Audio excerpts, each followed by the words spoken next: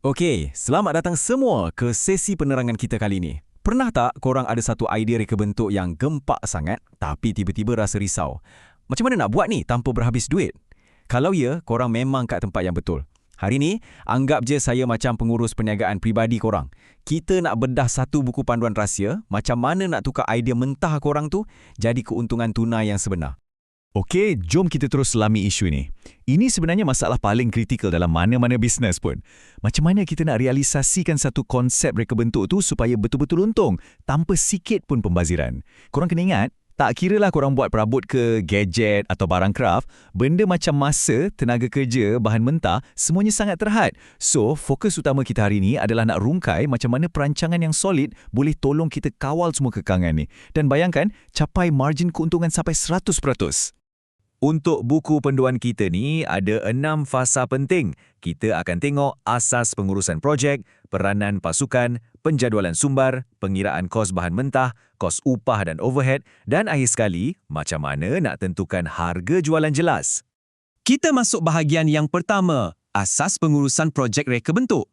Tanpa asas yang kukuh, projek yang paling kreatif pun boleh hancur benderai tau. Sebagai pengurus, matlamat korang sebenarnya senang je ada 3 benda ni. Nombor 1, kawal pelaksanaan projek dari mula sampai habis. Nombor 2, kawal selia sumber kita yang terhad tadi tu. Maknanya, setiap sen, setiap minit tu kena guna sebaik mungkin. Dan nombor 3, rancang aktiviti projek secara terperinci. 3 langkah ni lah perisai utama korang untuk lawan masalah nombor 1 kita lah, iaitu kekurangan sumber. Seterusnya, bahagian 2, peranan pasukan reka bentuk. Sekarang kita nak tentukan siapa buat apa dalam tim. Projek yang berjaya ni, dia perlukan sempadan tugas yang sangat-sangat jelas. Mari kita bandingkan 2 watak penting ni. Di satu sudut, kita ada pereka bentuk. Diorang ni macam arkitek idea yang nampak gambaran besar dan rancang konsep tu. Di sudut satu lagi, kita ada pembangun yang akan tukar visi tadi jadi realiti fizikal, macam bina model atau mock-up. Serius cakap, kalau pereka bentuk cuba-cuba nak pegang gergaji tanpa kemahiran praktikal atau pembangun pandai-pandai nak ubah reka bentuk asal tanpa bincang, memang korang sengaja tempah bencana dan kelewatan kat bengkel nanti. Okey, masuk bahagian 3, penjadualan dan sumber terhad. Macam mana kita nak kawal keadaan kelam kabut kat tempat kerja? Idea yang hebat tak ada makna langsung kalau proses buat barang tu huru-hara. Kalau ada satu je frasa korang nak ingat dari penerangan ni, tolong ingat ayat ni. Elakkan pembaziran. Macam mana nak buat? Jawapannya, penjadualan. Korang kena tetapkan betul-betul berapa banyak produk nak buat, sediakan plan yang mantap, urus pekerja dan paling penting, urus bahan mentah tu secara sistematik. Pernah tak nampak bengkel yang barang bersepah, pekerja pun belu tak tahu nak buat apa? Itu memang mimpi neri pengurus. Dan penawar dia, jadual perancangan yang ketat. Dan ini sebenarnya contoh yang cukup cemerlang untuk gambarkan produk fizikal yang kita sasarkan hari ini. Kerusi sarang burung gantung ni, cantik kan? Tapi di sebalik rupa bentuk organik dia yang lawa ni, dia sebenarnya perlukan struktur kejuruteraan dan bisnes yang sangat tegar. Kita akan guna konsep ni sebagai kes kajian kita untuk kira kos dengan tepat dan macam mana nak letak harga supaya kita untung besar. Kita teruskan ke bahagian 4, pengiraan kos bahan mentah. Jom kita tukar gear sekejap, masuk ke pelan tindakan kewangan projek. Kita start dengan bahan fizikal dulu. Sebagai pengurus yang pandai, kita tak boleh main agak-agak je bab kos ni. Kita kena senaraikan baris demi baris. Perhatikan pecahan bahan mentah ni untuk hasilkan 100 unit kita. Nampak tak macam mana kita kesan semua benda sekecil-kecilnya? Dari kertas keras bernilai RM150 sampailah ke benda macam gam, cat penyembur, gunting, malahan getah gelung pun kita masukkan sekali. Bila kita pantau setiap sen yang keluar, tak ada apa yang terlepas pandang. So, total keseluruhan kos bahan fizikal kita adalah genap RM220 sahaja. Seterusnya, bahagian 5, kos, upah dan overhead.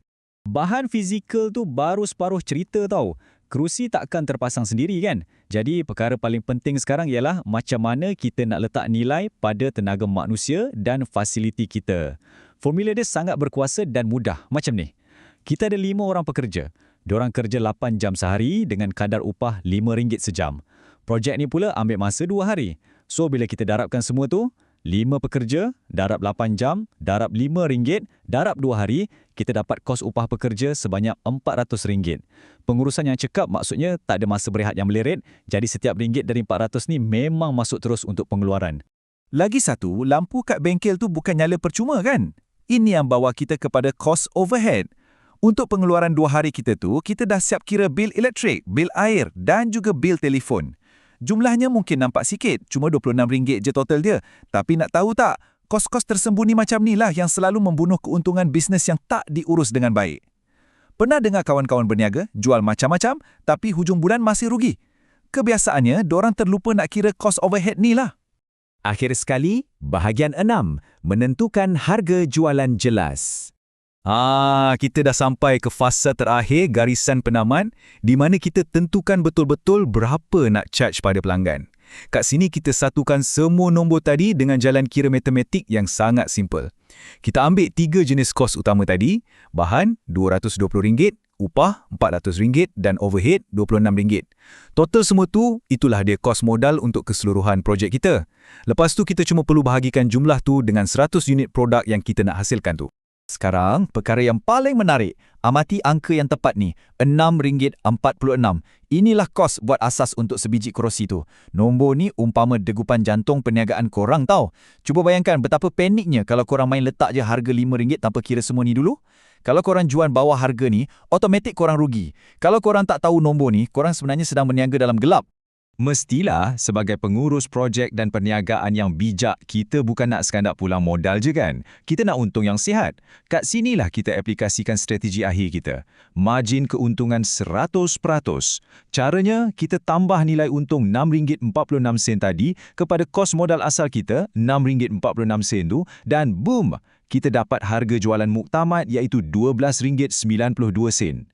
Harga ni bukan je kompetitif, tapi dia bagi ganjaran keuangan yang berbaloi untuk semua perancangan rapi yang kita buat tadi.